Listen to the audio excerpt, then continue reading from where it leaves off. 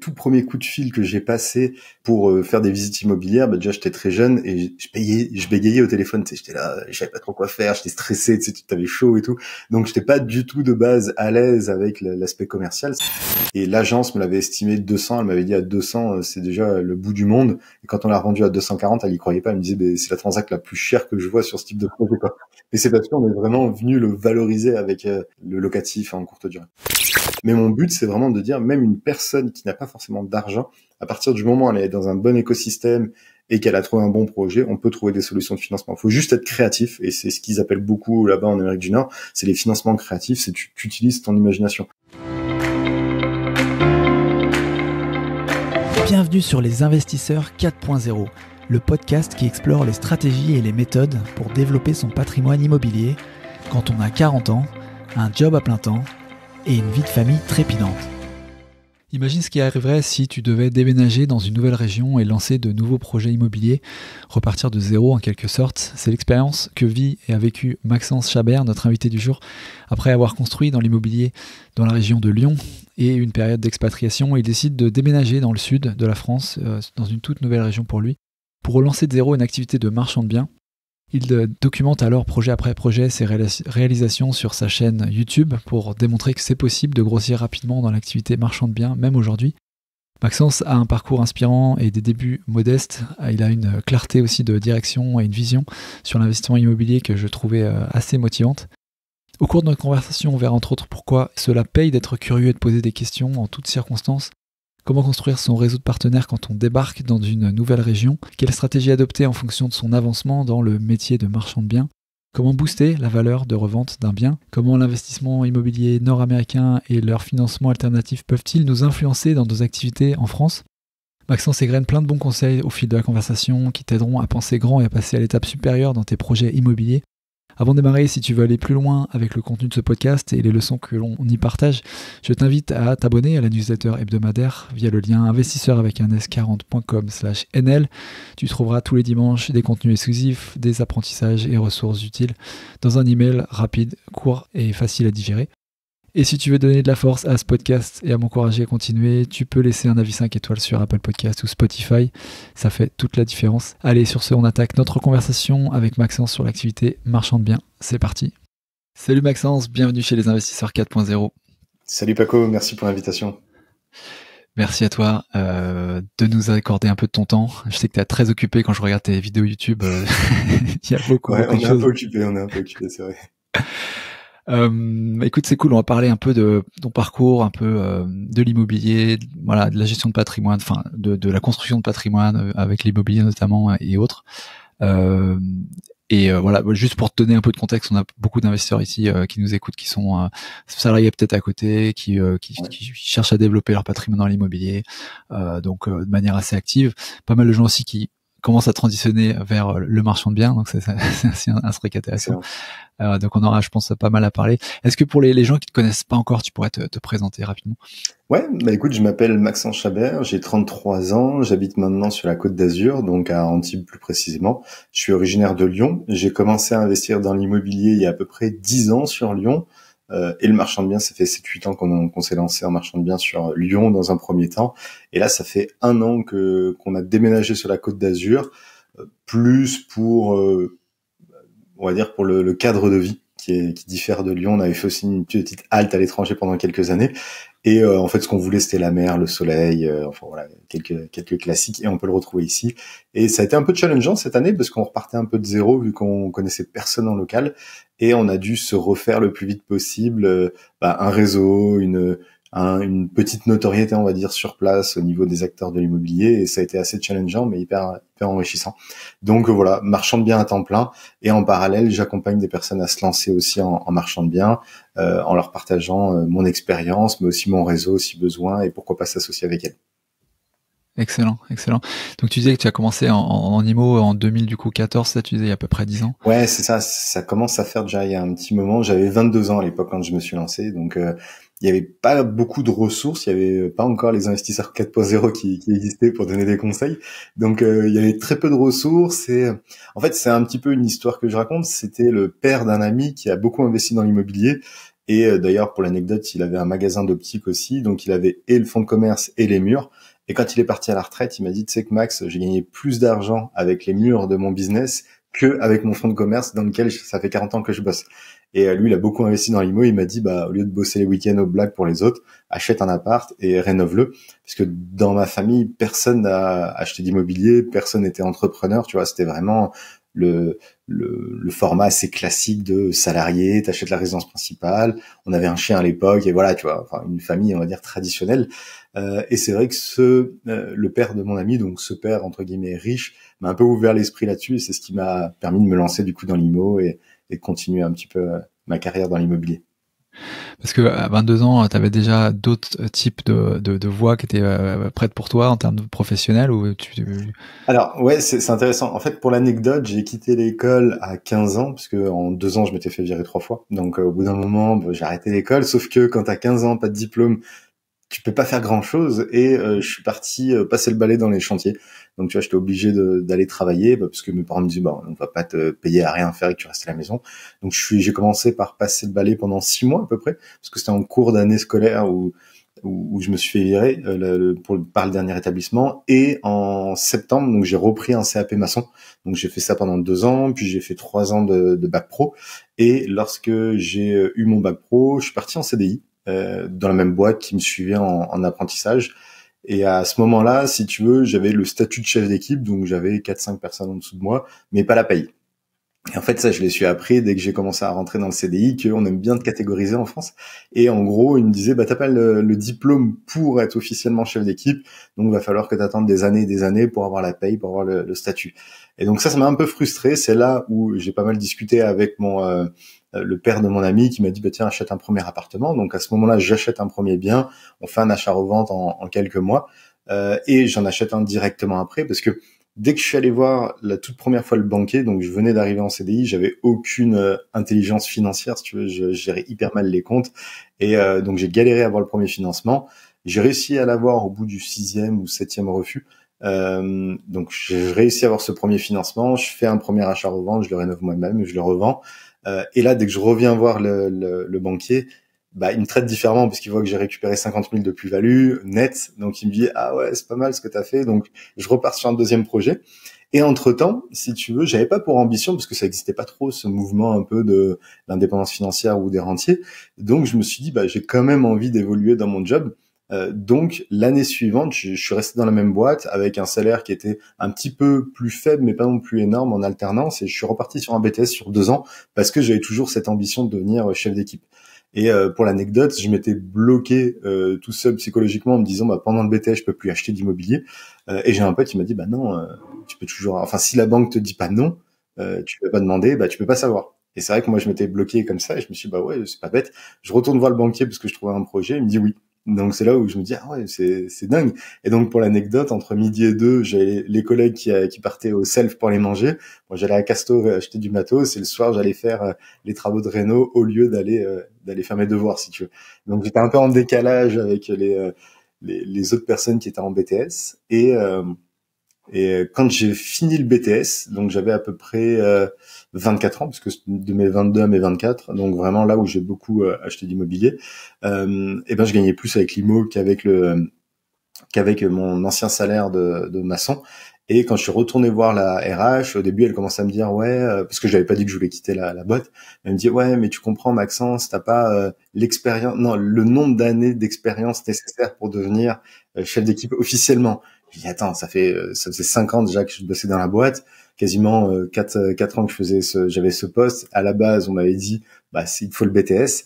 J'ai passé le BTS bêtement et là on me dit on m'invente encore un truc. Donc c'est là où j'ai dit bon bah moi j'arrête parce que de toute façon je gagne plus avec l'immobilier, je vais pas m'embêter ouais. avec ça. Donc ça c'était ma phase on va dire de starter si tu veux. Ouais, c'est là qu'on voit que les RH c'est vraiment les meilleurs avec leur frustration. Ah ouais, les plus pour 1000, ouais, c'était dingue. Les meilleurs créateurs d'esprit entrepreneurial finalement. Exact. Ouais, d'un côté c'est super parce que moi c'est ce qui m'a boosté du coup à prendre mon indépendance. Donc finalement je lui donne une fière chandelle quoi. Après ce premier achat-revente, c'était des projets locatifs que tu avais fait, Ouais. du coup? En fait, à l'époque, on était vraiment dans les tout premiers. Donc, on avait créé une petite asso qui était le Lyon Business Club avec pas mal d'amis et de personnes qui commençaient à se lancer sur Internet aussi. Et je me souviens que ce qui était intéressant, c'est que Airbnb et Booking commençaient à s'installer en France et sur Lyon. Donc, nous, on avait lancé des premiers appartements et on était un peu les bêta-testeurs où ils nous invitaient dans leur bureau. On faisait des soirées, on les invitait aussi. Et c'était assez intéressant de pouvoir échanger. Et là, j'avais acheté un appartement dans le Vieux-Lyon qui a cartonné. C'était à la base le Vieux-Lyon quand on a acheté, c'est du coup maintenant il y a plus de 10 ans, enfin il y a 10 ans, c'était encore très populaire parce qu'il y avait eu beaucoup de logements sociaux, mais il y avait un switch qui se faisait au niveau de l'arrondissement et ça commençait à devenir un peu bobo, un peu à la mode, tu vois, un peu coté. Et en fait, on a acheté au moment où ça avait un peu une mauvaise connotation, mais voilà, c'était un immeuble de l'époque Renaissance, donc magnifique. Enfin, c'était un super beau bien, donc sur Airbnb, ça cartonnait. Je crois que celui-ci, en revenu, on se faisait net, on était à plus de 1500 ou 1800 de cash flow. Ça, c'était sans compter les gros événements et tout. Et j'avais un autre petit studio qui me faisait quasiment 1000 euros de cash flow. Donc, tu vois, je gagnais 2500 euros de cash flow à l'époque, à l'époque, j'avais un salaire de 1700, 1008 et j'étais en déplacement. Donc, je faisais des grosses journées pour essayer de gagner un peu plus. Donc, bah, finalement, ça permettait de mieux vivre, on va dire, d'avoir une vie plus épanouie. Et c'est ce qui m'a permis de mettre un premier pied dans l'entrepreneuriat. C'est vraiment ce. Ouais, non, c'est cool. C'est là que tu vois que quand tu démarres aussi fort tôt et que tu sais bien t'entourer, c'est quand même cool. Ouais, entre cette époque-là et après, en fait, et le début du marchand.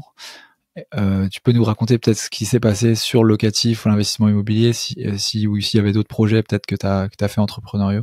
Ouais, carrément. Bah, en fait, on a fait pas mal de choses parce que, bah, quand tu quittes ton job, tu te rends compte que t'as quand même beaucoup de temps disponible. Tu vois, quand t'as pas 35 ou à l'époque, moi, c'était 39 heures à louer pour un patron plus les déplacements. Tu dis, bah, tout ce temps-là, il est disponible. Et en même temps, bah, vu qu'on avait commencé à créer cet asso, on commençait à être un peu connu sur Lyon. Bah, j'ai eu beaucoup de demandes de personnes qui me disaient, bah, tiens, Max, j'adore ce que tu fais. Est-ce que tu pourrais pas m'aider à trouver un premier projet d'investissement locatif? Parce que moi aussi, j'ai envie de me générer des rentes. Donc, j'ai fait une première fois. Donc, en gros, je suis parti chez IAD à l'époque. J'avais ma carte T comme ça et ça a permis de me former aussi. C'était les débuts d'IAD. C'était vraiment au tout début. Enfin, peut-être pas au tout début, mais c'était quand même assez. C'était pas la grosseur que ça a actuellement IAD. Mais du coup, moi, ça m'a permis d'avoir la carte T et de faire des transacts. Donc, j'ai fait une première fois pour une personne. Ça a super bien cartonné parce qu'on a pris un peu le même schéma où on analyse beaucoup le secteur, les évolutions bénéfiques qui vont y avoir dans le secteur et tu te positionnes au bon moment. Pour l'anecdote, c'était dans un quartier de Lyon, donc à côté de la Part-Dieu, Lyon 3e, à la limite du 6e, donc très bien placé. Et en fait, ça donnait sur une rue, une des pires rues de Lyon, parce que c'était un gros boulevard avec les trémies pour ceux qui connaissent. Du coup, il y avait énormément de flux, donc beaucoup de voitures et du coup beaucoup de nuisances sonores. Donc tous les appartements qui donnaient sur cette rue-là, ils avaient une décote énorme. Où, alors j'ai plus envie de te dire de bêtises, mais je crois qu'on avait eu à 2003 ou 2004 le mètre, alors que dans le secteur c'était minimum 4000, 4005, mais grand minimum si tu veux. Parce que ça donnait sur ce boulevard. Sauf que dès qu'on l'a visité, qu'on s'est positionné, on a négocié à cause de ça. Et en fait, j'ai dit à l'investisseur, regarde, je suis parti à l'urbanisme et ils ont un projet de faire une voie verte, donc bus électrique, voie vélo, deux voies seulement de circulation mais avec des platanes de partout. Et en fait, le truc, c'est que tant que les travaux n'avaient pas commencé, les gens ne s'en sont pas rendus compte, donc l'immobilier était assez bas sur cette rue. On avait fait 2 opérations sur cette rue. Et le jour où les travaux ont commencé, bah, les gens s'y intéressent, disent ah bah tiens, qu'est-ce qui se passe dans cette rue?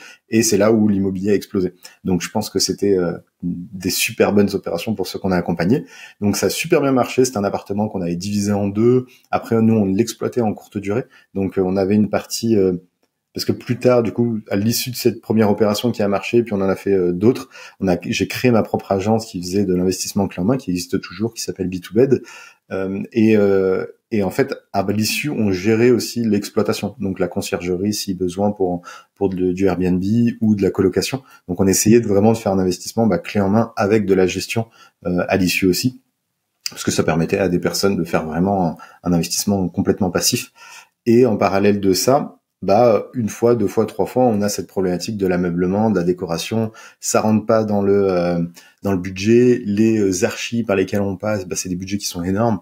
Je me souviens la lampe de chevet d'une architecte avec qui on commençait à travailler, c'était 75 €. Je dis mais tu te rends compte si demain l'étudiant il la pète, ton cash flow il part quoi, tu vois. Si tu dois juste la changer. Donc tu vois il y a des choses qui étaient pas très cohérentes et en même temps le financement de l'ameublement qui était compliqué. Donc c'est là on avait créé à l'époque la première société d'ameublement et de décoration juste pour répondre à cette demande, si tu veux, qui était en local on voulait vraiment fermer cette boucle et se dire à une personne qui habitait à Paris, à Genève, parce nos investisseurs habitaient un peu de partout en France, de pas avoir à se déplacer pour aller acheter ses meubles, les financer de leur poche et les installer eux-mêmes, si tu veux. Donc, on avait créé cette société-là pour permettre de fermer un petit peu la boucle. Sur cet aspect-là, parce que là, tu as beaucoup développé d'autres compétences, en tout cas que juste acheter un bien et faire un premier achat-revente profitable. Ouais.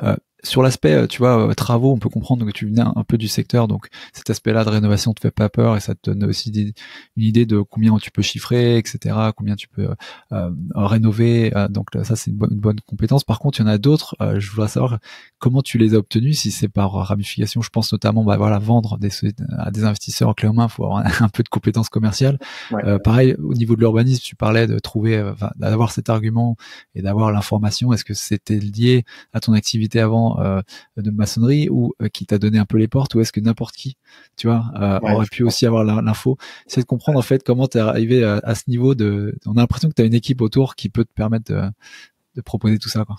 C'est une très bonne question. Alors, il faut savoir qu'à l'époque, j'étais extrêmement timide, donc pas du tout commercial, tu vois, j'arrivais pas à me vendre. Tu sais, pour l'anecdote, les tout premiers coups de fil que j'ai passés pour faire des visites immobilières, déjà j'étais très jeune et je bégayais au téléphone, tu sais, j'étais là, je savais pas trop quoi faire, j'étais stressé, tu sais, t'avais chaud et tout, donc j'étais pas du tout de base à l'aise avec l'aspect commercial. Ça c'est venu progressivement et même si tu vois j'ai quitté rapidement les études, j'arrête pas de me former en fait au quotidien. Moi, il y a pas un jour que je passe sans me former sur différents sujets. Ça peut être sur la négo, sur l'aspect commercial, sur la recherche. Et à partir du moment où je pense, tu es curieux, t'aimes te remettre en question, du coup, c'est important. Et dans l'immobilier, c'est hyper important d'être curieux. Tu vois, tu parlais de l'urbanisme. Je me dis, mais c'est bizarre parce que tu vois, la politique, à l'époque, c'était plutôt des voies vertes, des choses comme ça. Ça me paraissait bizarre, cette artère-là. Donc, je suis parti à l'urbanisme et je discutais avec les gars de l'urbanisme. À l'époque, ça se faisait un peu moins. Et d'ailleurs, les premiers dossiers que j'avais faits, c'est ce qui m'a permis d'avoir un premier pied à l'urbanisme. C'était mes premiers dossiers pour de la location courte durée. Parce qu'on a fait les premiers dossiers de Lyon ensemble parce qu'ils ne connaissaient pas en fait la location courte durée. Pour eux, c'était un flou.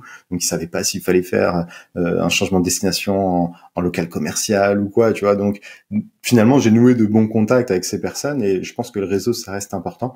Et après, c'était avec eux où on essaie de discuter sur qu'est-ce qui allait évoluer sur Lyon dans les prochaines années aussi. Ça me permettait de comprendre un petit peu le mouvement de Lyon et les améliorations qui allaient être apportées. Pareil sur l'ameublement et l'agencement, c'est quelque chose aussi, c'est un business à part entière, quoi. Ouais. Alors tu imagines que tu as vu la demande parce que tu étais toi confronté, tu as vu les gens qui investissaient, mais après de là à comprendre la demande et de là à y répondre et tout ce qu'il y a, la logistique derrière, les stocks et tout, c'est... Ouais. Non, c'est vrai que c'était... Alors là, si tu veux, on a été un peu pas submergé, mais ça nous a pris de court parce que pour expliquer, c'est une activité qu'on faisait que sur Lyon initialement. On avait notre petit entrepôt, on sous-louait une partie d'un ami qui lui avait un grand entrepôt et on stockait nos meubles et c'était vraiment purement que pour nos clients. J'ai à l'époque Cédric Anissette qui me propose d'intervenir à Quitter la Retraite Live et il y avait 3000 personnes. Et là, j'ai parlé de cette activité, mais très succinctement, c'était très très rapide. Et là, je me suis fait défoncer parce que du coup, tout le monde est venu me voir, on m'a dit mais c'est génial, tu peux faire financer tes meubles. Et donc c'est là où on a eu beaucoup de commandes d'un coup, tu vois, beaucoup de prospects. Et c'est aussi la magie des réseaux, la magie d'Internet, la magie de ce qu'on fait là, c'est que beaucoup de personnes m'ont dit mais je te connais, même si toi tu me connais pas, j'ai l'habitude de te voir. Moi, j'ai commencé aussi rapidement en parallèle, je l'ai pas dit, mais on en parlera si tu veux. Mais quand j'ai lancé mon agence immobilière, en parallèle, j'ai aussi lancé une chaîne YouTube parce que ça me permettait de trouver des clients pour l'agence immobilière et ça me permettait aussi de rassurer les personnes, de dire voilà, vous pouvez me voir. Et c'est vrai que les personnes, quand parce que c'était un business model qui n'existait pas et en gros, je leur disais tu me payes 100% des meubles et dans un mois, je te livre. Donc, tu vois, c'était quand même... moi, je me sentais pas forcément à l'aise de dire ça. Et je me suis dit, mais personne va me dire... Surtout qu'une de mes premières commandes, je crois, c'était 8 ou 10 000 euros. Tu vois, c'était une très grosse coloc. Donc, il y avait beaucoup de choses à faire. Et je lui ai dit, tu me donnes 10 000 euros et je te livre dans un mois. aucune garantie, tu vois. Enfin, tu vois, je suis juste intervenu sur un séminaire, il m'a dit, OK, pas de problème. Et du coup, il m'a envoyé 10 000 euros et moi, je l'ai livré un mois après et je me suis dit, waouh, en fait, il y a un truc et progressivement, du coup, on a pu développer cette partie-là. C'était pas forcément ce qu'on voulait parce que, comme tu l'as dit, c'est vraiment une activité en tant que telle et il faut aimer, tu vois, c'est de la logistique, c'est beaucoup de jobs. Donc là, on a délégué une grosse partie à un entrepôt logistique qui gérait toute cette partie-là. Moi, je gérais plutôt la partie commerciale, trouver des nouveaux clients, apporter de nouveaux clients. Et après, j'avais intégré ma mère dans la société, mon frère, ma femme aussi, parce que du coup, on a dû se structurer. Mais voilà, c'est une belle aventure et c'est vrai qu'on s'est fait un petit peu submerger. Mais j'ai essayé d'avoir un petit peu cette vision de, à l'époque, il y avait Oussama Hamar qui faisait Anyone Can Scale et n'importe quelle entreprise on peut scaler, même si c'est pas 100% de l'entreprise, il y a toujours des postes qu'on peut faire. Et je me suis beaucoup inspiré de ça pour essayer d'automatiser des tâches, pour automatiser pas mal de choses, parce que mon but c'était pas de travailler dans ce business-là, c'était pas forcément ce qui me plaisait. Moi, c'est vraiment l'immobilier qui me plaisait. Et du coup, le fait de faire ça, ça m'a permis de vraiment d'automatiser, de prendre des prestats. J'avais pas de salariés parce qu'on a essayé, c'était compliqué, on va dire. Quand on a des salariés en France, c'est vrai qu'ils sont quand même bien protégés. C'est comme des locataires. Et du coup, voilà, il faut savoir les gérer. Et moi, je pouvais pas être là tous les jours, tu vois, à montrer acte de présence, être là pour les challenger, à faire le manager. Donc, on a préféré passer par des prestats. Si on revient sur l'immobilier, qu'est-ce que c'était pour toi encore à ce moment-là, au moment où justement tu diversifiais tout ça? Est-ce que tu continuais à créer ton patrimoine propre, ou tu te disais juste ça doit être s'auto-financer et Ouais. moi ce qui me fait kiffer c'est les projets entrepreneuriaux? Alors, il y a eu les deux. En fait, si tu veux, surtout la première année où on a lancé plusieurs activités, parce qu'on a lancé l'agence immobilière, l'agence d'ameublement, et également une société d'accompagnement et de formation, parce que j'ai des personnes qui me disaient, moi, j'ai pas envie d'investir à Lyon, j'habite à Brest, j'ai envie d'investir à Brest, et en plus, j'intervenais de plus en plus dans des séminaires, et c'est là on m'a demandé, est-ce que t'as pas une formation qui me permettrait de comprendre, d'avoir les bases. Donc, à l'époque, j'ai aussi créé cette troisième activité, ce qui fait que la première année, j'étais vraiment focus sur le développement de ces trois activités, que ce soit la formation et l'accompagnement, l'agence IMO ou l'agence d'ameublement, le temps de tout structurer. Et après, je me suis dit, tiens, je vais retourner voir la banque et parce que j'ai trouvé un projet pour moi qui me paraissait pas mal en locatif. Et la banque m'a dit, non, t'as pas 3 bilans et t'as plus de CDI, donc on te finance plus. Et c'était là où j'avais un peu les boules. Je me suis dit, attends, mais le projet il est hyper intéressant, ça permet, je me souviens plus du montant, mais tu vois, c'était facilement 500 ou 1000 euros de cash flow. Tu vois, je me dis, mais c'est débile de refuser ça parce que tu gagnes quand même pas mal. Et c'est là où j'ai discuté un moment avec un ami qui était marchand de biens et m'a dit, mais lance-toi un marchand, la banque elle s'en fiche si t'as un CDI ou pas, tant que t'as de l'apport et de l'expérience, tu vois. Je me suis dit, ah ouais, et tout. Et c'est là où, du coup, je suis allé voir un directeur d'une banque qui était spécialisé en marchand. On a mangé, je lui ai expliqué un petit peu mon parcours, ce que je faisais. Et il m'a dit, pas de problème, on te finance et on y va. Donc, c'est ce qui m'a permis, après, du coup, de partir dans du marchand de biens parce que j'ai été tout simplement bloqué par les banques et la next step était le marchand de biens. À ce niveau-là, quand tu as transité justement sur le marchand, sur ton parc locatif, t'en étais où en termes de, tu vois, Là, j'avais nombre toujours 2 ou 3 apparts qui tournaient bien. Donc, tu vois, le cash flow était récurrent, c'était automatisé. Donc, je gagnais plus de 2500 euros par mois, tu vois. Et en plus, c'était un abandon de poste que j'avais fait à l'époque et ça donnait les droits au chômage. Donc, je savais que pendant 2 ans, j'avais le chômage aussi. Donc, ça, c'était intéressant, ce qui fait que j'avais et mon chômage et le cash flow. Donc, ça m'a permis de vivre correctement et de pas sortir de l'argent de mes boîtes, si tu veux. Ok, ouais, donc t'avais pas un énorme parc à ce moment-là en locatif. T'as fait un peu de Non. locatif, mais beaucoup de cash flow grâce à l'exploitation, LCD, C'est etc. ça. Tu vois, Ouais, j'étais ok. monté à l'époque, je crois que quand j'ai quitté mon job, je devais être à 600 000 euros d'encours, tu vois, ou quelque chose comme ça. C'était pas non plus plusieurs millions. D'accord, mais c'est quand même pas mal. Sur, j'imagine, du coup, une dizaine de lots à peu près, Non, ou un c'était peu moins. 3 lots sur Lyon. Parce que 3 lots, ok. ça monte très vite. En C'est fait, Lyon, Lyon, ouais. ça reste assez cher et du coup, Ouais, c'est vrai. c'est un petit pari, donc c'est pas du tout au niveau de Paris, mais tu vois, avec 3 lots, tu y arrivais. Et donc là, on est en quelle année quand tu es passé en marchand? Là, il y a à peu près 8 ans, un peu moins de 8 ans, 7 ans, à peu près. Donc, j'avais 26 ans. Ok, 2016, 17 Mm. par là, quoi. Ok. Et d'accord. Parce que à ce moment-là, il y avait assez peu de, c'était pas aussi développé l'activité de Exact. marchand. Ouais, Tu, pas tu, du tout. tu peux nous raconter comment ça? Ouais. Ouais, en fait, comme tu le dis, c'était hyper compliqué. Comme quand je me suis lancé en locatif, j'avais pas grand-chose. Donc, en fait, à un moment, quand je faisais du locatif, on travaillait beaucoup avec un marchand lyonnais. Et on lui achetait beaucoup de lots pour nos investisseurs parce qu'il nous les vendait bien. Tu sais, on lui en achetait beaucoup chaque année. Donc, il arrivait à nous faire des prix de gros aussi, puisqu'il savait qu'il allait tout revendre rapidement. Et c'est là où progressivement, et Et j'aime bien dire que, tu vois, je suis pas issu d'une famille de père en fils, parce que tous les marchands de biens que je connaissais, c'était ça. Tu vois, ils étaient de père en fils et ils voulaient pas trop discuter. Alors, à force qu'on se côtoie, au bout d'un moment, on commençait à sympathiser, me donner 2-3 tips et tout. Et j'ai essayé quand même de grappiller des infos comme ça. Et après, beaucoup avec mon associé Nils, qui maintenant est associé sur la partie accompagnement pour se lancer en marchand de biens, on se donnait des tips parce qu'on se voyait tous les 3 à 6 mois régulièrement, et à chaque fois on a eu à peu près la même ascension en locatif. Rapidement on a été bloqué par les banques et rapidement on s'est dit l'achat-revente peut être une bonne alternative pour continuer à développer son parc. Et en plus, au-delà de ça, c'est que ça te permet même de récupérer des lots pour toi moins chers, donc tu peux même continuer à grossir ton parc comme ça. Et régulièrement avec Nils, on essayait de se challenger et de se donner un peu les tips, parce que lui était sur Toulouse à l'époque, moi j'étais sur Lyon. Maintenant lui il est parti en région parisienne, moi je suis parti dans le sud.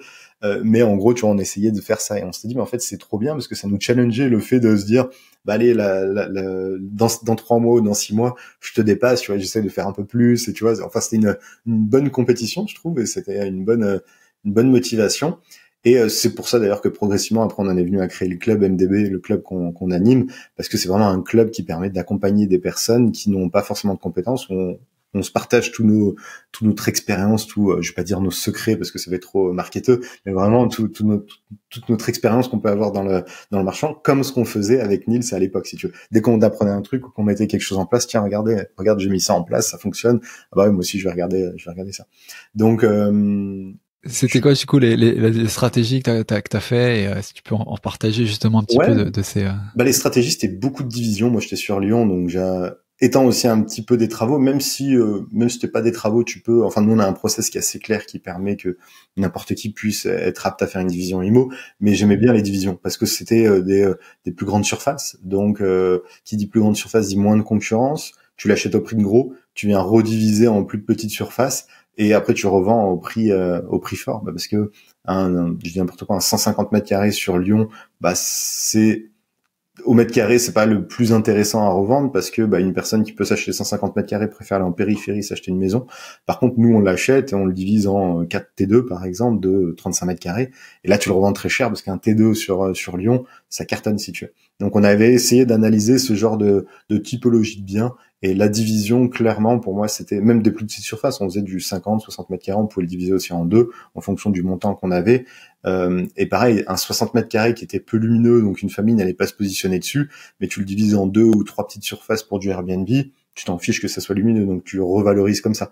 Donc il y avait plein de petites techniques, surtout au niveau de la division et de la rénovation, qu'on arrivait à faire.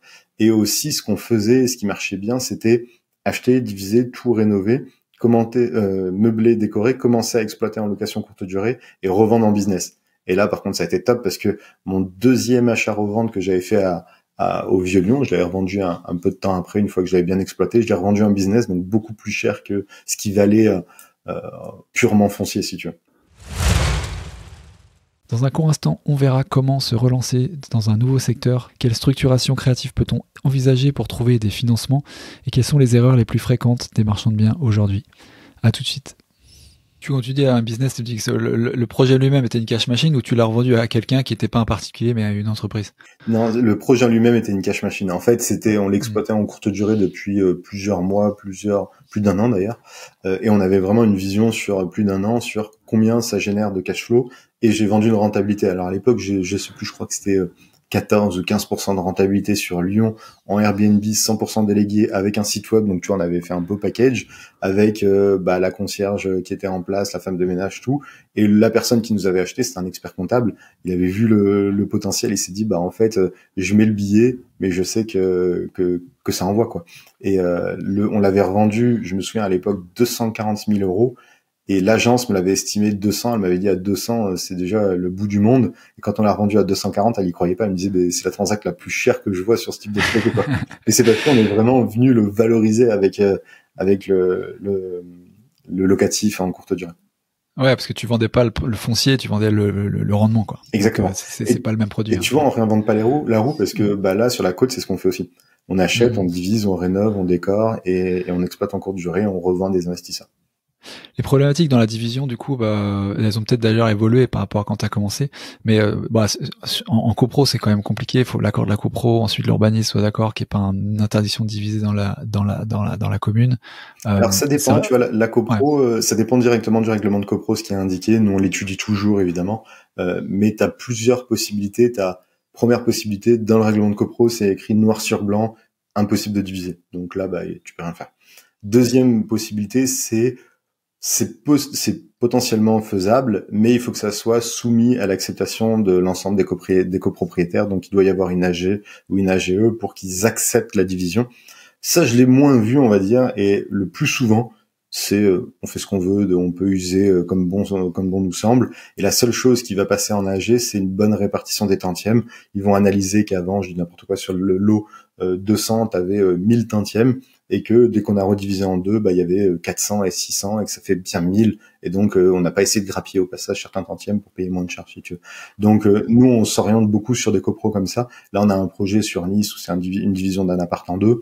Il y a aucune problématique parce que le règlement de copro ne l'interdit pas. Donc c'est bon. Et au niveau stationnement, comme tu l'as dit, l'urbanisme faut toujours se renseigner auprès de l'urbanisme si c'est possible ou pas et à quelles conditions. Surtout, est-ce qu'il faut du stationnement ou pas. C'est pas forcément toujours demandé.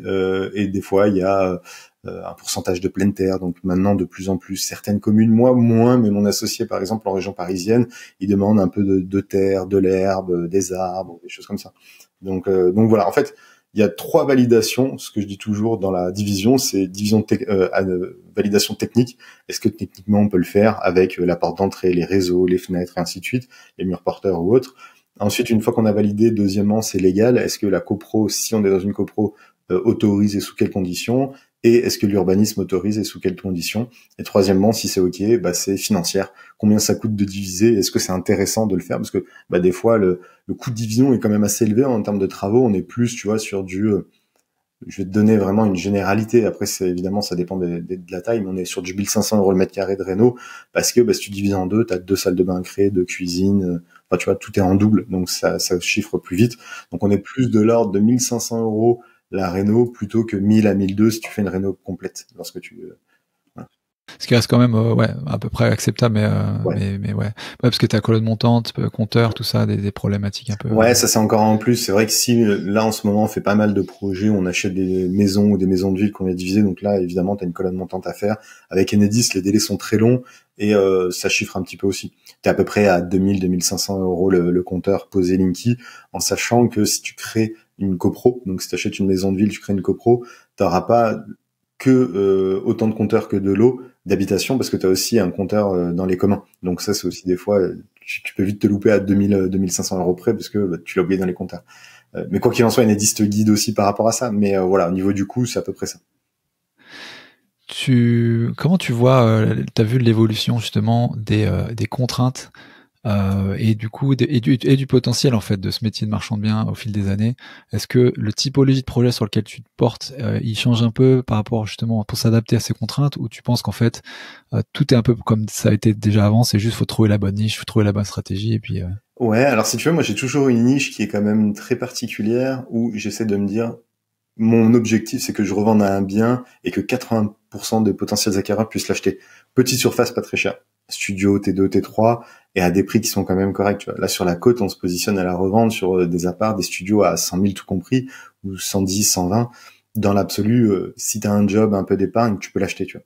Et je pense que là, il y a beaucoup de marchands de biens ces dernières années qui sont ramassés un peu parce qu'ils sont peut-être partis sur des projets trop ambitieux. Tu sais, demain, si tu pars sur une grosse baraque à 700, 800, 1 million, 1,5 million, ton délai de détention du bien, ton délai de partage du projet va être quand même très long. Et si t'as pas les reins solides, tu capotes parce que tu dois payer des intérêts trimestriellement à la banque et au bout d'un moment, tu peux plus les payer si tu veux. Donc nous, on a vraiment gardé ce parti pris de rester ce sur quoi on est bon. Achat, division, revente, on fait des petits projets, ça dure, c'est assez rapide, tu vois. Nous, en moyenne, on est en moyenne à 3 mois, tu vois, de délai de partage sur des projets pour aller générer des belles marges. Ça peut être plus court, ça peut être, on a fait 1 mois, parce que toujours de la précom du coup. Ouais, avec de la précom, on revendait tout à rénover, surtout quand on arrivait sur la région et on ne connaissait pas trop le secteur, donc on a fait de la précom à rénover, c'était parti. On a eu un délai de portage de ce projet d'1 mois. Là, on va tout rénover sur un autre projet, donc on aura plus un délai de portage entre 3 et 6 mois. Mais nous, l'idée, c'est que ça dure moins de 12 mois. grand maximum.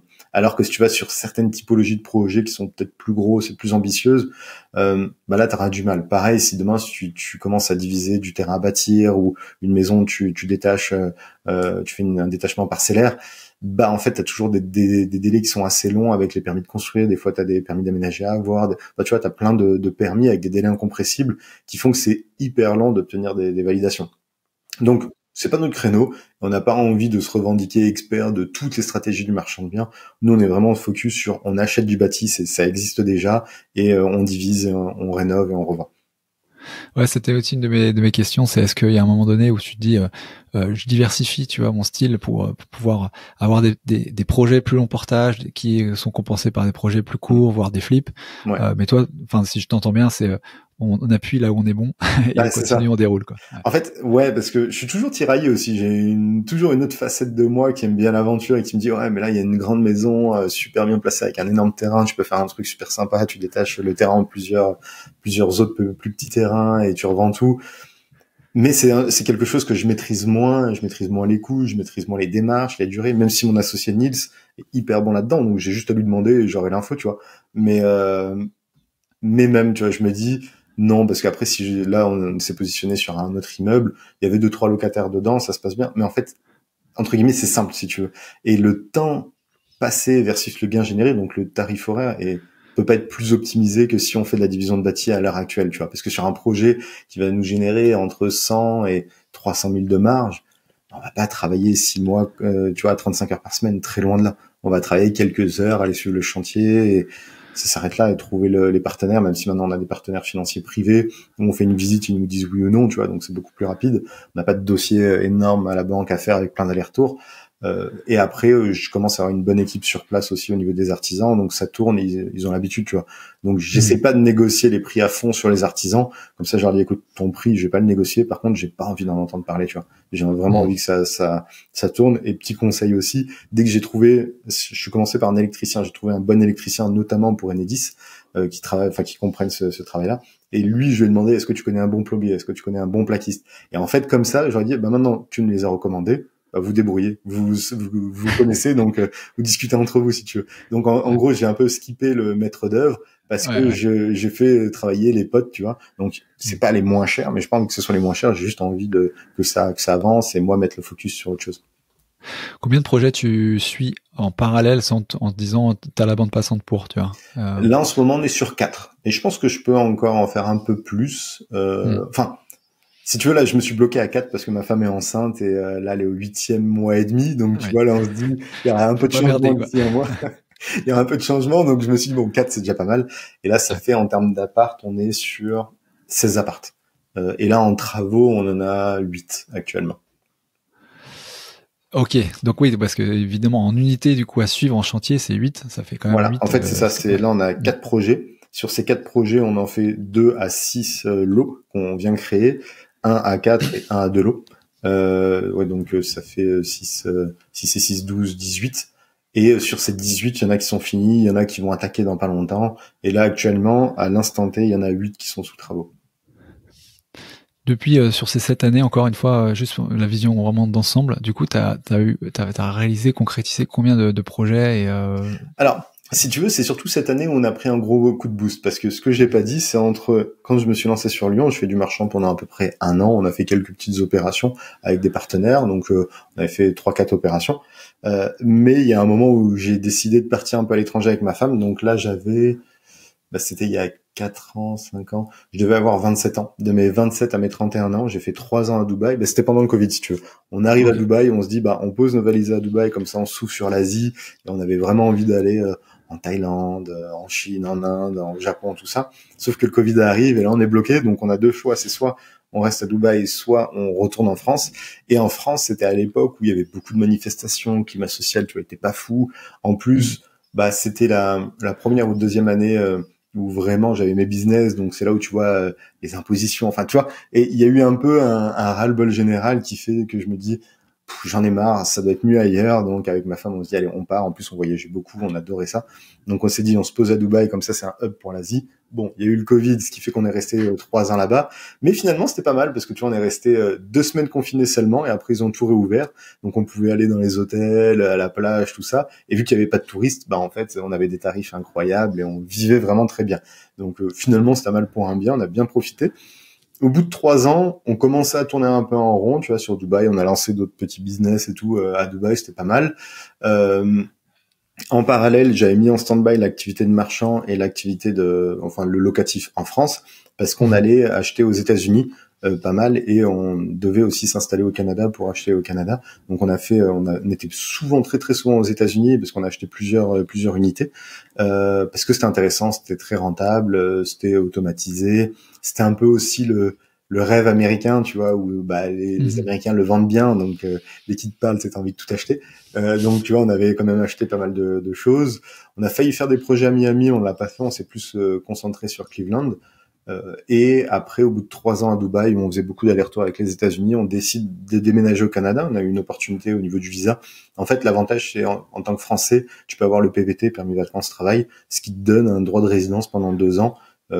Comme ça, en fait, si tu veux, t'es même pas obligé de travailler, si tu veux. Donc ça c'est cool parce que nous, on travaillait pour notre compte, donc on voulait pas bosser pour quelqu'un d'autre. Donc on part au Canada. Parce que moins de 35 ans, je crois, pour que ça fonctionne. Hein, je crois. Ouais, moins de 35 ans. Ouais, t'es français, t'as moins de 35 ans et tu peux le faire. Et c'est une loterie, donc t'es tiré au sort. Et donc nous, on a été tiré au sort, moi puis après ma femme, mais quoi qu'il en soit, vu qu'on était mariés, on pouvait quand même y aller ensemble. Et en fait, j'avais des amis là-bas, des très bons amis, qui ont beaucoup investi dans l'immobilier et le système bancaire nord-américain, que ce soit au Canada ou aux États-Unis, est quand même dingue. On pouvait pas bénéficier de ce système bancaire américain parce qu'on n'était pas résident, donc c'était plus compliqué. Mais par contre, en devenant résident même temporaire au Canada, bah là, on pouvait bénéficier de ça. Et c'était hyper intéressant parce qu'ils ont une notion de refinancement qui te permet littéralement de t'enrichir à vitesse grand V, si tu veux. C'est t'achètes un immeuble. Pour eux, au-delà de 4 unités, ils analysent ça comme un business, donc ils regardent les entrées et les sorties, tu as une valeur par rapport à ça, et si tu augmentes les loyers, tu diminues les dépenses, bah ça revalorise le bien, donc on n'est même plus au prix au mètre carré, on est vraiment sur un business model, et la différence, tu peux le faire refinancer, ce qu'ils appellent, donc tu as 75 ou 80% de cette somme-là, si tu réévalue, on va dire, ton bien 100 000 $ plus cher, bah tu peux récupérer 75, 80 000 $ et le réinjecter. C'est net d'impôt parce que c'est une dette que tu viens à nouveau contracter. C'est juste le crédit qui grossit et ça te fait du cash pour en acheter un autre, puis faire la même chose, puis un autre, puis un autre, puis un autre. Et c'est là où directement dès que je suis arrivé aux États-Unis, au Canada, je me suis inscrit dans un mastermind. Parce que tu vois, j'organise tu vois, des événements, des clubs, des choses comme ça sur internet. Il y en a beaucoup, ils nous disent on est des voleurs ou ainsi de suite. Pas du tout, parce que je suis le premier client aussi. Dès que j'ai un besoin, tu vois, j'aime bien aller me former. Et du coup, je suis allé, j'ai intégré ce mastermind. C'est incroyable parce que j'ai discuté avec mon coach. Il avait 300 unités, donc 300 apparts à Montréal et les alentours, qu'il a eu en 3 ans. Et il a une valeur à plusieurs millions, tu vois. Et il a mis 0 de sa poche. Et c'est juste en s'associant, en faisant.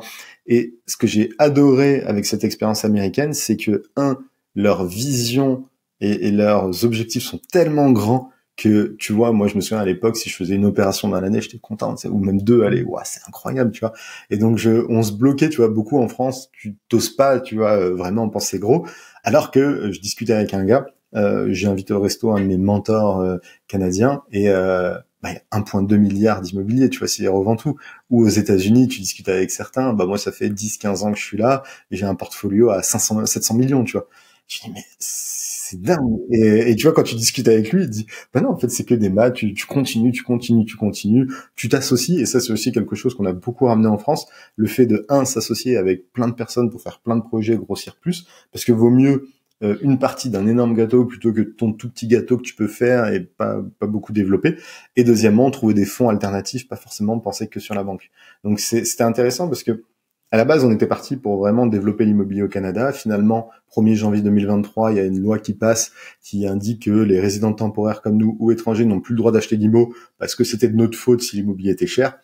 Bon, il s'avère que depuis 1 an et demi, c'est pas le cas, puisque ça continue de développer, mais pourquoi pas. Donc c'est à ce moment-là où on a décidé de rentrer en France. On s'est dit si le Canada on peut plus rien faire, on rentre en France, mais vraiment avec cette vision de faut aller chercher des projets qui sont ambitieux, tu vois, essayer d'élever ses standards, s'associer, trouver du financement alternatif. Et donc, on est arrivé sur la France en janvier du coup de l'année dernière, plus le temps de s'installer dans le sud parce qu'on connaissait pas la côte. Donc, on s'est installé en mars-avril et début mars, début mars, je commence à dire aux participants du club que j'ai créé avec Nils, le club marchand de biens. Regardez, avec l'expérience que j'ai acquise ces dernières années, soit dans l'IMO, soit dans le marchand de biens en France, et la vision un petit peu nouvelle du américaine avec les fonds alternatifs, avec une ambition qui est grande, bah mon but c'est de vous montrer que même si j'arrive sur un terrain, sur un endroit que je connais pas de connaissance, aucune connaissance même du marché IMO, en un mois je trouve un premier projet, je me positionne sur un bien et ce bien-là va me générer 100 000 euros de marge. Et en fait c'est un peu le challenge que j'avais fait pour dire que avec tout ce qu'on vous partage au sein du club, vous aussi vous pouvez le faire et peu importe où vous êtes et même si vous ne connaissez pas tout de suite encore votre marché, votre bien, les meilleurs biens, les plus rentables et ainsi de suite. Et en 3 semaines, on a trouvé le premier projet qui là nous a permis de générer 145 000 euros de marge. Donc voilà. T'as fait un build in public retour en France, quoi. Exactement. Ouais, c'est exactement ça. Ouais. Juste pour terminer sur cette réflexion de comparaison de système de financement en France et aux États-Unis, parce que souvent on dit quand même qu'en France on a un système de financement qui est très privilégié. Est-ce que tu parlais de la facilité effectivement de refinancer, qui est peut-être plus importante, plus souple là-bas que ici. Ouais. Mais est-ce que sur le structurel, les avantages structurels qu'on trouve ici, par exemple du long terme, du taux fixe, des facilités quand même pour de l'immobilier en tout cas, d'avoir le oui du banquier, est-ce que à ce niveau-là ils ont l'équivalent? Est-ce que vraiment tu vois c'est mieux finalement là-bas en termes de financement? En fait, si tu veux, avant de vraiment revenir en France avec des solutions de financement alternatives, c'est vrai que pour un comparatif, en France, c'est le meilleur réseau bancaire pour se lancer dans l'immobilier, parce que tu peux y aller avec zéro, même encore maintenant, tu peux avoir du financement à 100-110%. Aux États-Unis, c'est pas possible. Tu peux peut-être avoir entre 5 et 15% sur ton premier bien, mais après, nous, on nous demandait 30% d'apport, tu vois, par exemple. Donc, on va dire la barrière à l'entrée est quand même beaucoup plus élevée aux États-Unis. Par contre, étant donné qu'il y a cette notion de refinancement, t'as un développement qui est beaucoup plus intéressant aux États-Unis. Donc c'est pour ça que en France, on peut dire qu'on a beaucoup de personnes qui sont propriétaires et qui ont quelques logements, tu vois, peut-être même rentiers, alors qu'aux États-Unis, les personnes qui réussissent en immobilier, c'est plusieurs centaines de millions. Parce qu'en fait, tu passes un gap où t'es inarrêtable et après, en fait, comme il disait, c'est too big to fail, tu vois, au bout d'un moment t'es trop gros pour tomber, donc on peut plus te dire non parce que il faut que tu continues et en fait t'es trop gros si tu veux. Et à l'inverse, les banques vont même se dire maintenant on va faire encore plus attention, mais continue à te suivre. Donc tu vois, c'est bien ce comparatif où pour moi la France c'est génial si t'as vraiment envie de te lancer. Tu vois, moi je me considérais pas forcément comme un rentier à l'époque, je gagnais 2500 euros de cash flow avec du Airbnb, donc tu sais, j'avais fait toutes les démarches déjà en amont, mais on sait jamais, il y aurait pu avoir des choses qui auraient fait que ça aurait pu me couper, mais ça m'a permis après de rapidement switcher dans l'entrepreneuriat, développer ça et partir. Donc c'était une super belle passerelle, on va dire, pour passer de salarié à indépendant, entrepreneur et était en sécurité financière, si tu veux. Mais aux États-Unis, c'est vraiment c'est beaucoup plus dur de le faire. En plus, c'est pas vraiment dans les nerfs d'acheter sa résidence principale aux États-Unis. Donc, c'est vraiment des entrepreneurs de l'immobilier, un peu comme le côté marchand qu'on développe ici. Et c'est pour ça que c'est plus dur de se lancer, mais par contre, tu peux faire des choses qui sont plus gros. Ça, c'était avant que je parte. Maintenant, je me dis, avec ce qu'on est en train de développer, tu vois, pour te donner un ordre d'idée, cette année, on a acheté et revendu. Là, on va faire à peu près 2,5 millions de chiffre d'affaires cette année, en un an sur un marché que je connaissais pas. Et tu m'aurais dit ça avant que je parte il y a 4-5 ans, je t'aurais dit c'est pas possible, tu vois. Là, tu sais, je te parlais de je sais plus, 6, 12, 18 lots en même temps, tu vois. Je me dis, 18 lots à l'achat, 8 en travaux. Et tu vois, c'est pas des lots à 10 000 balles. C'est, nous, chacun des lots, il fait entre 100 et 200 000 euros. Donc, tu vois, ça reste des lots qui sont intéressants. Et, alors c'est intéressant parce que justement t'as redémarré entre guillemets en 2023 là sur un nouveau marché. Bon, il y a aussi le fait que là-bas l'immobilier est très cher dans le sud de la France, donc forcément les 2,5 millions c'est quand même à relativiser par rapport à ça, mais c'est quand même un bel exploit et surtout dans une zone que tu connaissais pas. À quel point t'étais vraiment, enfin voilà, qu'est-ce que t'as fait en termes d'étapes, justement, en te mettant un peu dans la position d'un nouveau marchand, tu vois, qui va un peu être dans un nouveau marché, parce que c'est ton cas. Quelles sont c'est les étapes que t'as fait pour peut-être justement pas te planter, faire des bons choix et aller vite, voire enchaîner, accélérer, enfin toutes les leçons que t'as pu apprendre sur le fait justement d'arriver sur un nouveau secteur, une nouvelle activité, comme c'était le cas pour toi. Première chose à faire, c'est le réseau, tu vois. Donc, aller visiter, essayer et au-delà de visiter, c'est vraiment discuter. Moi, j'aime bien, tu vois, dire, je préfère poser une question qui peut paraître débile pendant quelques minutes, tu vois, en posant cette question, plutôt qu'être débile toute ma vie parce que j'aurais jamais posé cette question et j'ai pas la réponse, tu vois. Donc, je pars toujours de ce principe-là où je m'en fiche de poser des questions même si elles sont débiles. Moi, ce que je veux, c'est une réponse. Donc, qu'est-ce que je faisais? C'est que j'allais voir des agents IMO pour, par exemple, la maison de ville, la première que j'ai achetée, discuter, donc je la visite, elle était intéressante et tout. Et ma question était simple, c'est quand tu rentres dans le mandat, en 48 heures, c'est vendu. Quelle est la typologie de biens comme ça? Et il me disait, ah bah là, les petites surfaces, Studio T2, si c'est un bon prix, bien décoré, les personnes, ils ont pas envie de se faire chier, ils veulent acheter, louer, tu vois, mais sans gérer les travaux, parce que la complexité dans le sud, c'est les travaux, tu vois, c'est un peu le Far West, et t'as tous les prix, t'as un peu des margoulins et tout, donc voilà, tu vois, à l'inverse, oui, l'IMO est cher, mais il y a plein aussi une grosse concurrence. Donc, j'aimais bien dire ça. Et en fait, je le demandais pas qu'à une personne, mais à une deuxième, à une troisième, à un quatrième agent immobilier. Et tous me disaient sensiblement la même chose. Et en parallèle, moi, je l'ai vu, parce que dès qu'on est arrivé ici, vu qu'on connaissait pas les villes, bah, on voulait partir en location, tu vois, se dire, bah, pendant 1 an, 2 ans, on se met en loc, comme ça, on a le temps de bien travailler, après acheter si ça nous plaît. Et en fait, il y avait une pénurie aussi au niveau des locations. Donc, tu as une tension au niveau de la location pour du studio T2, T3, même T4, qui se répercute évidemment dans l'achat, parce que des personnes qui sont tous les deux en CDI avec un peu d'épargne, ils peuvent pas avoir de location, bah, ils vont essayer d'acheter, tu vois. Donc, tu avais vraiment une tension à ce niveau-là, au niveau des petites surfaces, petites et moyennes surfaces, et je me suis dit, bah voilà, c'est ça que je dois développer. Et le réseau, c'était hyper important. Donc, quand je dis réseau, c'était notaire, avocat, tout ça. Toujours pareil aux États-Unis, ça c'est un mantra qui était hyper puissant, c'est your network is your net worth. C'est ton réseau, c'est ta fortune en fait. Plus ton réseau sera solide et grand, bah plus tu pourras t'enrichir si tu veux. Et ça c'est clairement vrai parce que du coup quand je suis venu ici, bah j'ai intégré un BNI. Je sais pas si tu connais, mais c'est un truc pour faire du business. Bah, je vous le conseille d'ailleurs même à tous les auditeurs de regarder le BNI.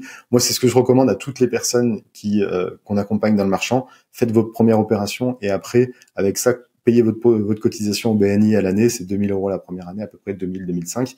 Mais ça c'est un organisme régional, enfin c'est un ouais, truc, et c'est même local, tu vois. Par exemple, nous sur okay. Antibes, il y en a 3, et en gros, l'idée c'est c'est tous les vendredis matins, ça dépend des jours, tous les vendredis de matin de 7h à 9h, on se rencontre et t'as un professionnel dans chaque catégorie. Donc t'as un notaire, t'as un avocat, t'as un comptable, t'as un électricien, un maçon, tout ça. Et en fait, le but, c'est de faire du business ensemble et de se recommander. Donc moi, je suis vraiment arrivé là en disant, bah, si les personnes sont ici et sont là depuis longtemps, bah, c'est des personnes qui sont sérieuses. Par exemple, pour trouver des artisans, j'arrivais pas à trouver des bons artisans, ou ils me faisaient des devis, je leur disais, bah, avant de le valider, envoie-moi ta décennale. Pas de décennale, tu vois. Donc tu dis, mais attendez, c'est quand même chaud. Le fait d'intégrer un BNI, c'est que ça montre que c'est des personnes qui sont sérieuses, tu vois, et pas des opportunistes qui ont créé leur boîte il y a 3 mois et qui essayent de prendre un max de chantier, un max d'acompte et après que tu reverras pas. Donc vraiment, l'idée ça a été ça, de comprendre le plus possible le marché en m'y confrontant, en allant visiter les villes, voir ce qui me plaît, en échangeant beaucoup avec les agents IMO parce que c'est les mieux placés pour nous répondre, et en essayant de me construire en parallèle toute mon équipe parce que bah, je repartais de zéro.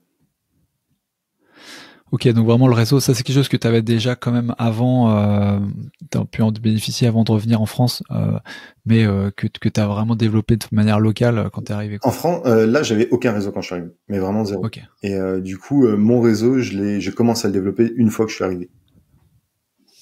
Ça marche.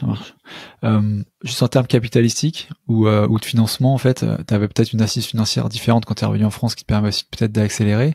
Ouais, qu'est-ce que tu pourrais dire? Toujours pareil, en fait, si tu veux, dans le challenge que j'ai fait avec les participants du club, c'est de dire, 1, on recommence sur un marché qu'on connaît pas, et 2, mon but, un peu à la vision américaine, j'ai vu que ça se faisait là-bas beaucoup en Amérique, je vais mettre 0 de ma poche, tu vois. Et sur chacune des opérations, même si dans l'absolu je pourrais, tu vois, mais mon but, c'est vraiment de dire, même une personne qui n'a pas forcément d'argent, à partir du moment où elle est dans un bon écosystème et qu'elle a trouvé un bon projet, on peut trouver des solutions de financement. Il faut juste être créatif, et c'est ce qu'ils appellent beaucoup là-bas en Amérique du Nord, c'est les financements créatifs, c'est tu utilises ton imagination. T'as du prêt privé, t'as du love money, t'as éventuellement la banque.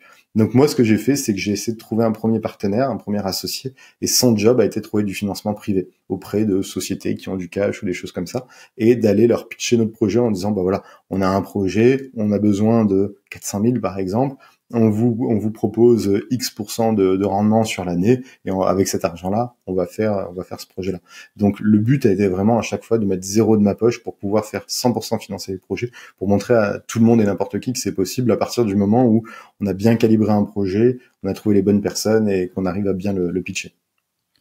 La structuration, là, elle est toujours sensiblement la même, ou est-ce qu'il y a des différences sur justement, est-ce que c'est de l'émission obligataire, est-ce que c'est alors c'est vrai que ça va dépendre des projets, on va dire. Ça va dépendre aussi des personnes qui nous prêtent. Là, je vous conseille toujours. J'ai pas forcément envie de donner une réponse précise parce qu'en fonction de la situation, ça peut être différent. Mais t'as des bons de caisse, t'as des émissions d'obligations, t'as du prêt privé, t'as pas mal de choses. Ça varie entre qui le demande, qui le finance aussi. Et ça, c'est vraiment notre avocat fiscaliste qui nous conseille. Mais en gros, c'est à peu près ça. C'est tu peux demander de l'argent en échange de certaines contreparties, en échange d'une durée et d'un rendement, et après tu essaies de calibrer ça le mieux possible pour que ce soit possible pour toutes les parties, si tu veux. Alors là, je vois déjà des étoiles qui brillent dans les yeux des gens qui nous écoutent sur les capacités de se faire financer, de se faire accompagner, parce que finalement le cash, c'est toujours quand on démarre le problématique. Exact. Donc on se pose quand même la question, quels sont derrière les gens qui financent, qui sont à l'écoute de ce type d'argumentaire et de la qualité du projet.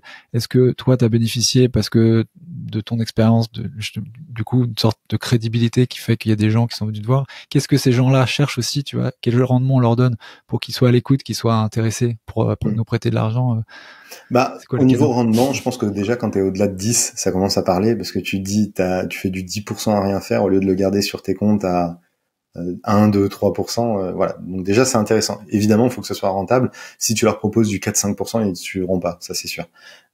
Après, ça a un peu joué le fait que je suis un peu sur les réseaux. Et depuis longtemps aussi, ça c'est pareil.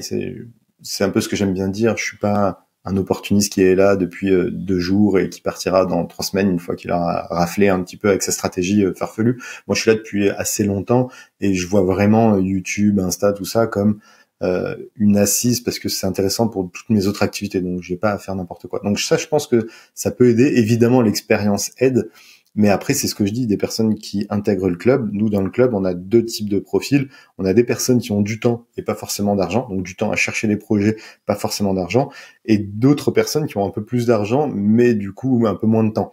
Donc l'idée, c'est de se dire, on vous fait monter en compétences, vous deux, on va dire, pour que vous puissiez comprendre le marchand. Il y en a un qui va trouver un projet, l'autre qui pourra comprendre et l'analyser aussi, et après vous associez. Il y a beaucoup d'associations qui se créent au sein du club, où nous on aime bien les choses simples, c'est souvent 50-50. Donc par exemple, toi demain, Paco, tu trouves un projet, tu me dis tiens Mac, j'ai un super bon projet, voilà, moi je mets 0, mais je l'ai trouvé, je peux gérer les travaux, je peux gérer la commercialisation, et c'est un secteur que je maîtrise. On analyse s'il est bien ficelé, s'il est bien monté, et moi je te dis écoute, c'est cool, soit je finance en totalité, soit je vais financer l'apport par exemple, et je te mets à disposition ma banque aussi. Tu vois, il y a tout qui est faisable aussi. Donc c'est ça qui est assez intéressant. Et en termes de financement, il y a du financement privé, il y a du financement bancaire, et on peut s'associer avec du cash aussi, une personne qui ramène du cash. Il y a du crowdfunding, parce que c'est vrai qu'il y a beaucoup, peut-être même d'auditeurs aujourd'hui qui ont investi via la première brique à 10% et qui ont mis 1000 ou 2000 euros. Tu vois, c'est un peu pareil, mais à une autre échelle, si tu veux. Ouais, c'est ça, et c'est exactement ça aussi où je voulais en venir, c'est que j'ai l'impression qu'il y a beaucoup plus aujourd'hui d'opportunités de se créer ces associations. Clairement. Les gens peut-être comprennent pas quand ils investissent dans la première brique forcément ce qu'ils font réellement, c'est-à-dire qu'ils prêtent à des porteurs de projets qui pourraient le faire sans la première brique en fait. Ouais. En réalité, c'est juste que les choses sont beaucoup plus organisées, mieux organisées, plus sûres, et voilà, avec la plateforme. Mais j'ai l'impression qu'il y a beaucoup plus effectivement de mouvements de capitaux sur évidemment une activité qui est assez simple. Tu peux pas faire ça en locatif, quoi. Mais en prend marchand, le projet est terminé, fini, quoi. Tout le monde récupère ses billes. Ouais, non, en fait, c'est ça qui est intéressant, c'est que, comme tu dis, le marchand, c'est sur des périodes de 3 à 12 mois, tu retrouves tes capitaux, ça s'est pas super bien passé, ou t'as pas eu plus de feeling que ça avec la personne, t'arrêtes, tu fermes la boîte si t'es associé, ou tu récupères ton argent et tes intérêts si t'as mis juste du financier. Mais ça reste des petits projets, quoi. Donc, pour moi, le marchand de biens, c'est intéressant, et cette solution de financement l'est également pour tout le monde. C'est sûr que demain, si tu veux faire financer ta SCI sur 15 ou 25 ans, non, c'est pas trop adapté, quoi. Je veux bien que tu me parles aussi Deux choses déjà. Les erreurs que tu peux voir assez fréquentes ou peut-être dramatiques auprès des gens que tu accompagnes, pas dramatiques du coup, Ouais. des erreurs fréquentes que tu peux voir, et puis dans une deuxième partie peut-être plus après, les comportements plutôt justement vertueux en termes de recyclage de capitaux, tu vois, sur des projets de marchand quand tu commences à avancer. Ouais, alors les erreurs que je peux voir, premièrement, c'est de partir sur des projets trop ambitieux ou plus adaptés.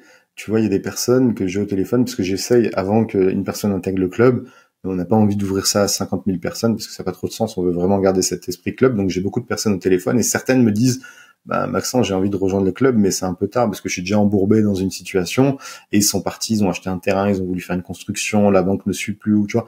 Donc, il y a aussi le fait de peut-être mal analyser le marché, mais le marché aussi, la conjoncture globale. C'est sûr que maintenant, revendre du terrain à bâtir, c'est beaucoup plus compliqué que revendre un studio, tu vois. Donc, et ça fait plusieurs mois, si ce n'est années, que on avertit nos participants en leur disant arrêtez le terrain, partez plutôt sur quelque chose de bâti, parce que la banque suit plus quelque chose de bâti qu'une construction neuve, où t'as les constructeurs qui ferment, t'as les matériaux qui augmentent, et ainsi de suite. Donc, premièrement, c'est vraiment d'être borné sur j'ai cette stratégie. Nous, si tu veux, on essaie d'être toujours flexible en challengeant toutes les sorties possibles. Ce qu'on appelle, c'est est-ce que tu achètes et tu divises et tu revends rénover, ou est-ce que tu divises pas et tu rénoves, ou est-ce que tu divises, tu rénoves, ou est-ce que tu divises, tu rénoves, tu exploites. Enfin, tu vois, t'as tout un tas de schémas qui sont possibles, et chaque schéma ont deux variables. Souvent, c'est du temps et des fonds. Des fois, ça va coûter plus cher de tout rénover, mais peut-être que le rendement est plus intéressant, mais ça va te passer plus de temps, et le temps, évidemment, c'est de l'argent. Donc, tu vois, c'est des calculs à faire. Et l'idée, c'est vraiment d'être ouvert. Donc, ça, c'est un point qu'il faut faire attention. Et deuxièmement, en marchand, tu deviens vraiment professionnel de l'IMO. Donc là, tu es responsable. Si tu fais pas attention, en fait, ce qui est à double tranchant en marchand de biens, c'est que c'est un métier qui est un professionnel de l'immobilier, mais c'est le seul professionnel de l'immobilier où tu n'as pas besoin de diplôme, donc pas besoin de formation minimale requise. Donc des personnes qui se disent, vu que j'en ai pas besoin, je me lance, mais je me forme pas, je m'accompagne pas. Je dis pas ça pour vendre des formations, parce que je vends pas de formation, je vends des accompagnements, mais c'est vraiment pour dire, faut faire attention à ça et pas se dire, tu vois, il y a beaucoup de personnes qui sont peut-être, qui sont pas suffisamment humbles. Il y en a au téléphone que j'ai, ah ouais, non mais c'est bon, moi j'ai déjà acheté 2 studios, je peux faire du marchand. Bah non, c'est pas le même métier, tu vois. Et moi perso, j'oserais même pas dire que je suis un expert en marchand de biens. Je me contente de ce que je fais, tu vois, et je suis peut-être bon dans ce que je fais, mais je suis pas non plus un expert. Et tu vois, l'idée c'est toujours de se dire, faut toujours se remettre en question, le marché évolue, la tendance évolue, tout évolue, même les réglementations, donc toujours aussi être au fait des réglementations, ça c'est important. Et sur la partie justement plus vertueuse de recycler du capital, tu vois, je sais pas si tu comprends ce que je veux dire, mais est-ce qu'il y a des moyens créatifs justement pour à la fois enchaîner et puis accélérer, tu vois. Si tu veux, je vais te donner mon cas de figure. Ça va être, je pense que ça va te permettre de voir. On a souscrit à du financement sur 1 an avec certains fonds. On a ces fonds début août, là, 2023, parce qu'on a réitéré le 4 août. Le 3 septembre, on revend quasiment tout, parce qu'on avait fait de la précom et on vendait en plateau, et on récupère de la trésor, ce qui nous a permis directement à fin août de déjà se repositionner sur un deuxième projet. Donc l'argent qu'on avait levé, on a gardé 1 mois ou 2, nous a permis de faire cette première opération, générer, là c'était 145 000 euros de marge, pour repartir sur une deuxième opération qui va nous générer à peu près 250-260 000 euros de marge.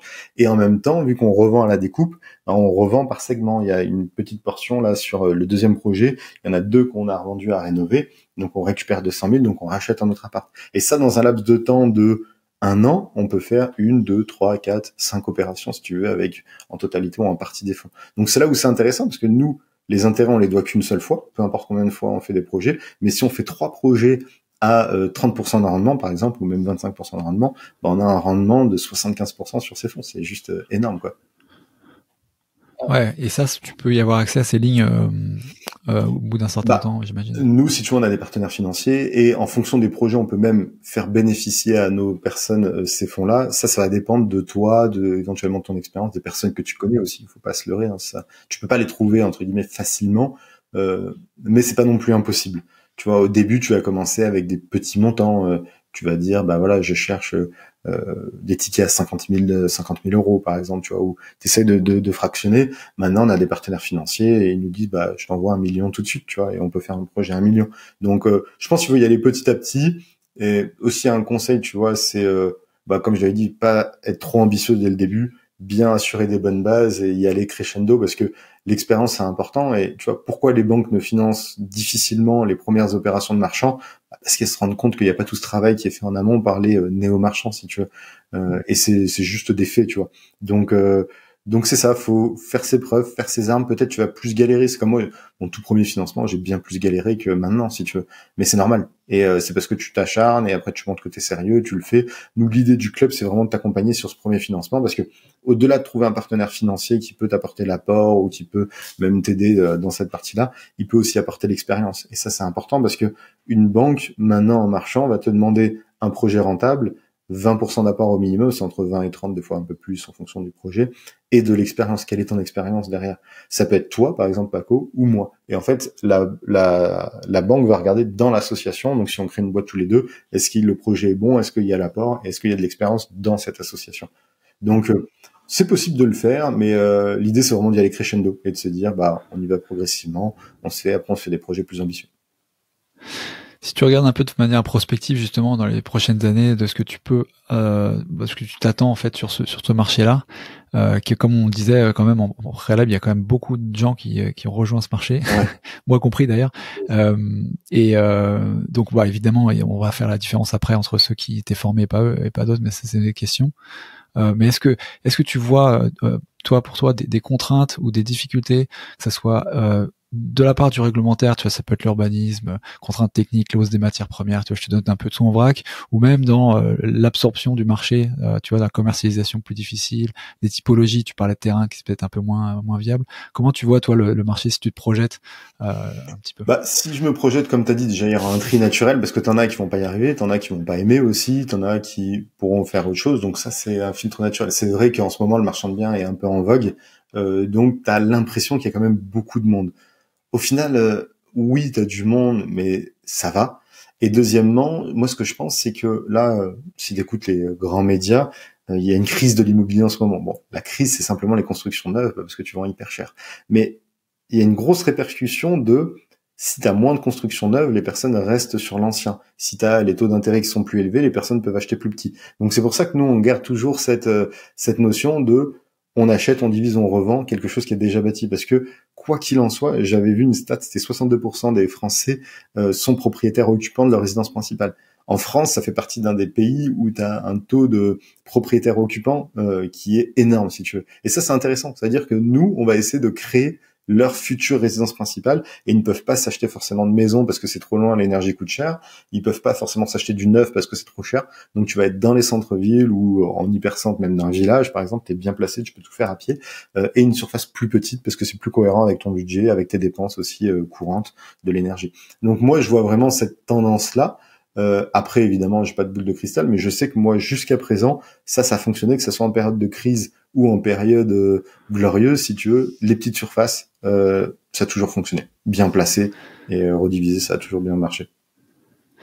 Et est-ce que entre vendre en plateau, un rendement, un investisseur locatif, ou clé en main, tu vois, à prix haut, avec un agencement, une belle déco, des super photos, entre ces deux types de produits, quelles sont les questions que tu te poses pour pouvoir déterminer la bonne strat? Déjà, je vais toujours faire une fausse annonce. C'est ce que je dis à tout le monde, tu vois. Dès que tu trouves un projet, fausse annonce à rénover versus rénover. Des fois, tu te dis, tu vois, j'avais une personne qu'on accompagne, il m'a dit, ouais, mais moi, je suis à la frontière suisse. Les gens veulent un truc clé en main, même si c'est plus cher. Finalement, je lui dis, fais quand même une fausse annonce, on verra. Résultat des courses, les gens, il avait eu, je sais plus combien de dizaines de demandes pour un bien à rénover, et peut-être 3, tu vois, pour le bien clé en main. Et encore, c'était pas des vraies bonnes demandes. Donc déjà, faire ce test-là. Après, tu as aussi une notion de quel est ton prix de l'immobilier. On accompagne des personnes, par exemple, à 3, où dans la ville, tu es à 1000, 1500 euros le mètre carré. Si tu revends un truc clé en main, c'est-à-dire qu'il faut que tu l'achètes pas très cher, que tu arrives à avoir des bons artisans pas chers. Donc, tu vois, il faut que ça soit cohérent aussi, je pense, avec le marché. Nous, on est dans une région, la Côte d'Azur et même Lyon, où tu as des personnes qui sont prêtes à payer un peu plus cher pour pas avoir de problème de gérer les travaux. Mais c'est pas valable de partout, tu vois. Tu peux être dans les moyennes villes, où là, ça peut être du revente en plateau. Donc, je pense que c'est vraiment ton secteur qui va permettre de déterminer ça, et pas l'inverse, et qu'il n'y a pas une science exacte ou une stratégie pour l'entièreté de la France, et ça dépend vraiment de ta cible. Nous, ce qu'on dit, c'est surtout, il faut que tu saches à qui tu vends. Si par exemple tu veux vendre à un bricoleur, bah tu sais que tu vas lui vendre en plateau dans une ville qui est pas très chère au mètre carré, mais il s'en fiche parce que lui il va pas faire les travaux, tu vois. Hmm. Ouais, parce que tu le disais aussi en amont, enfin tu parlais d'une technique aussi, enfin quand on cherche un marché, c'est d'aller voir l'agent IMO, dire qu'est-ce qui part en ce moment. Ouais. Moi dans mon coin par exemple, j'essaie de faire ces produits vraiment beaux et équipés, rénovés, voilà, clé en main. J'ai pas l'impression que les agents sont habitués à Non. vendre ce genre de produit. Alors du coup cette technique fonctionne pas vraiment. Non, mais c'est pas Mais parce que ouais. les agents. Alors, tu as deux possibilités. C'est soit tu challenges l'agent. Moi, je sais que dans mon BNI, du coup, dans mon groupe d'entrepreneurs, il y a un agent IMO qui a une vision un peu différente parce c'est le directeur. Il a racheté, il a acheté une enseigne Remax, donc il a une vision de l'immobilier qui est un peu plus neuve. C'est sûr qu'à l'inverse, si je fais alors je vais pas dire non, mais l'agence du village, tu vois, qui a pignon sur rue, ils savent pas travailler ce genre de produit. Donc, c'est sûr que des produits qui sont peut-être plus cher parce que c'est du clé en main, il faut savoir le vendre. Et moi, ce que j'aime bien voir avec l'agence, c'est montre-moi les équivalents que tu as vendus qui correspondent à ce que j'ai envie de te donner un mandat. Si t'en sors pas, ça veut dire que potentiellement il sait pas le faire, tu vois. Peut-être qu'il sait le faire, et si vraiment il y a que lui, tu vas lui donner la possibilité. Mais c'est important, ou sinon tu le fais toi-même. Nous, Ça, pour le moment, on le fait pas. À un moment, on avait pensé à dans la société de marchand, essayer de récupérer la carte T, voir si on pouvait pas faire quelque chose, tu vois, par rapport à ça.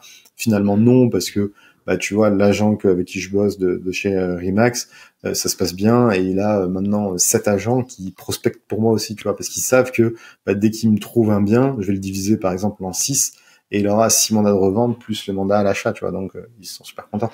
Donc c'est plus comme ça qu'on le voit. Et après, pourquoi pas essayer ça dépend toujours pareil de ta relation que tu as avec l'agent immo, mais essayer de le faire monter ensuite en compétences. Moi, j'aime bien expliquer vraiment l'immobilier, pourquoi c'est rentable, comment ça se passe, comment tu gagnes de l'argent, le LMNP, des trucs comme ça, tu vois, pour qu'il ait des arguments aussi pour lors de la revente.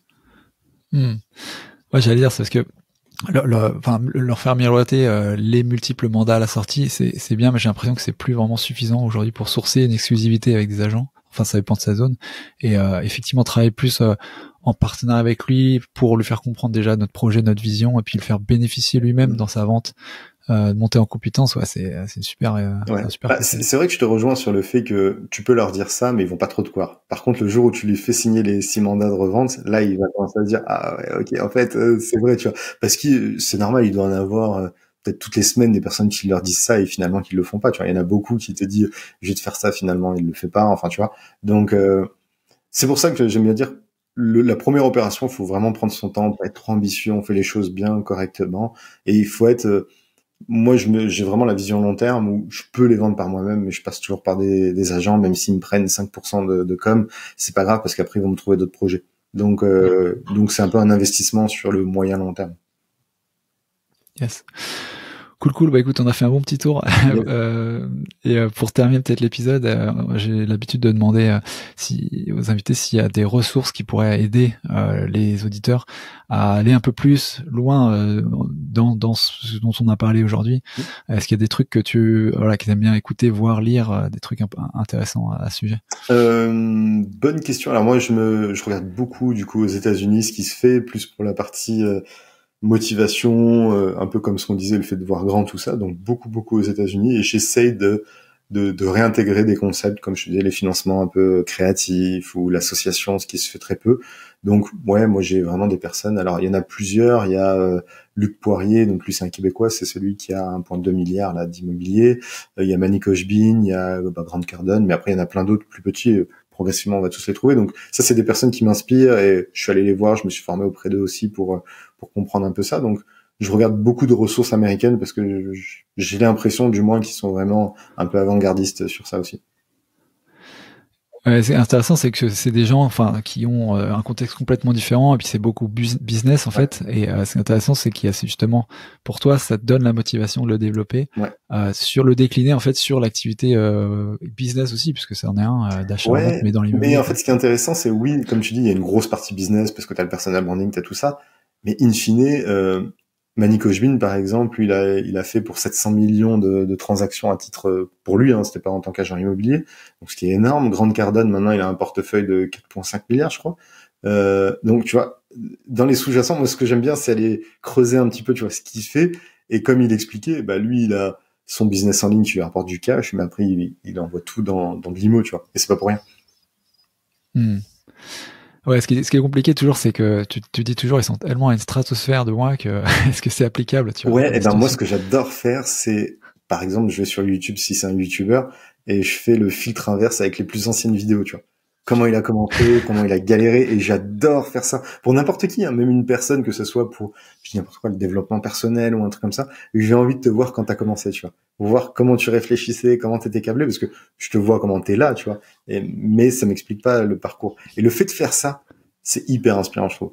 C'est archi inspirant. Bon tips, ouais, je vais aller regarder les premières vidéos de mes idoles.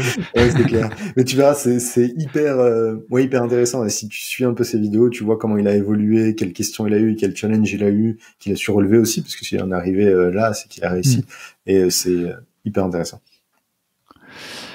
Excellent.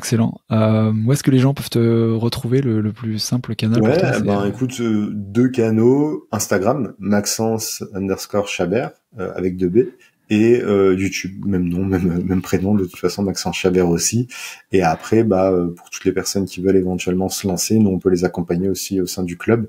Donc on a 2 formules d'accompagnement, c'est soit un accompagnement en collectif où on fait des petites promos d'une 20aine de personnes et on les challenge, on les lance pour qu'ils soient autonomes, et un deuxième accompagnement qui est lui un peu plus individuel, où là l'idée c'est vraiment pour une personne qui a beaucoup plus d'ambition dans le marchand et qui a envie d'en vivre rapidement, qui a un peu évidemment de capitaux à allouer à ça pour démarrer, mais qui a envie d'être challengé, envie d'aller très vite si tu veux. Donc on a vraiment ces 2 formats-là, et ensemble on peut le déterminer via un appel sur Zoom par exemple.